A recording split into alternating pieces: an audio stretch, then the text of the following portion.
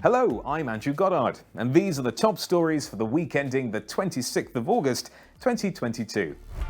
Fujitsu has become Japan's first domestic company to successfully commercialize quantum computing in a sector which, so far, has been dominated by the likes of Google and IBM.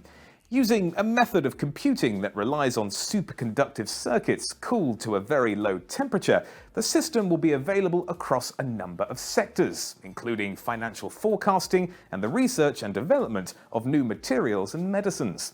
The commercialization of quantum services is seen as a logical next step for Fujitsu, which already has a number of research projects in operation, including a joint research project on material design with Fujifilm, launched in April.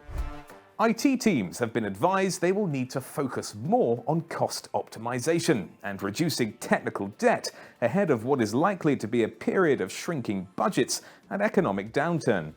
Many companies' IT departments can expect a marked reduction in spending in the coming years, according to researchers at Forrester, at a time of soaring demand for storage and computer resources.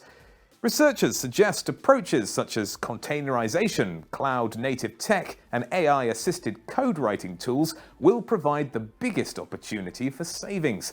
However, staff-related expenditure will remain the most expensive outlay for businesses, with many being advised to turn to outsourcing for the management of any legacy applications. Chip giant Intel has announced a deal with Brookfield Infrastructure Partners that will see the pair jointly invest $30 billion into expanding the firm's Arizona plant.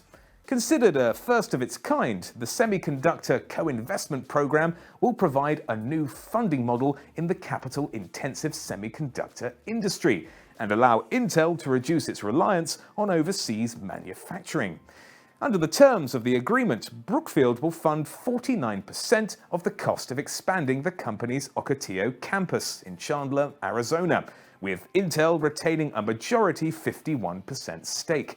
The move is expected to boost cash flow by $15 billion over the next several years, while also enabling Intel to replicate the co-investment model with other partners in the future.